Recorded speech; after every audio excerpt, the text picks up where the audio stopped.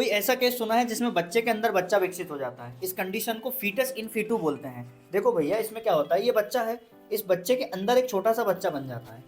इस बड़े वाले बच्चे को हम होस्ट बेबी बोल देते हैं, छोटे वाले को पैरासाइट बोलते हैं। पैरासाइट इसलिए बोल रहे हैं क्योंकि ये पालन पोषण किससे ले रहा है? होस्ट बेबी से ले रहा है।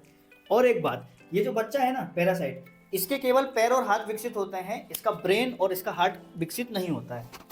और अब समझना, ये जो होस्ट बेबी है इसमें भैया कहीं कोख तो होगी नहीं, तो ये जो पैरासाइट बेबी है कहाँ बनेगा? ये ब्रेन में बन सकता है, हार्ट में बन सकता है, स्टमक के पास में बन सकता है। और ऐसे केस जो है ना बहुत ही रियर होते हैं। अब ये समझते हैं कि आखिरकार ऐसा क्यों हो रहा है। तो देखो, जब स्पर्म एग से जाकर के मिलता है ना, तो किसका निर्माण होता है? जायगोट का, ठीक है। और इस जायगोट में आगे चल के क्या होता है? सेल डिवीजन होता है। तो ये जायगोट था, उसमें जब सेल डिवीजन होता है ना, तो कई बार कुछ कंडीशन में क्या होता है कि सेल डिवीजन के बाद ना ये दोनों सेल अलग अलग बच्चे को बनाने लगती है।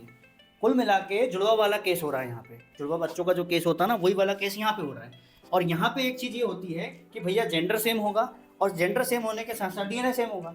लेकिन एक चीज़ अगर आप लोगों को नहीं पता है, जो भी जुड़वा बच्चे होते हैं ना, तो उनके कभी भी फिंगरप्रिंट मैच नहीं करते हैं, तो वो कंडीशन भी यहाँ पे होगी।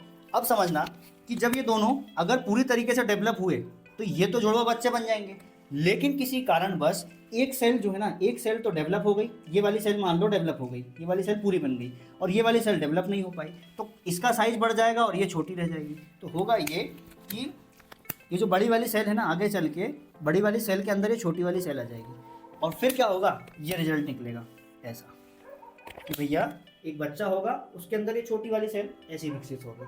क्या इसके पहले जानकारी आपको पता थी? और जानकारी अच्छी लगी हो तो शेयर ज़रूर करना।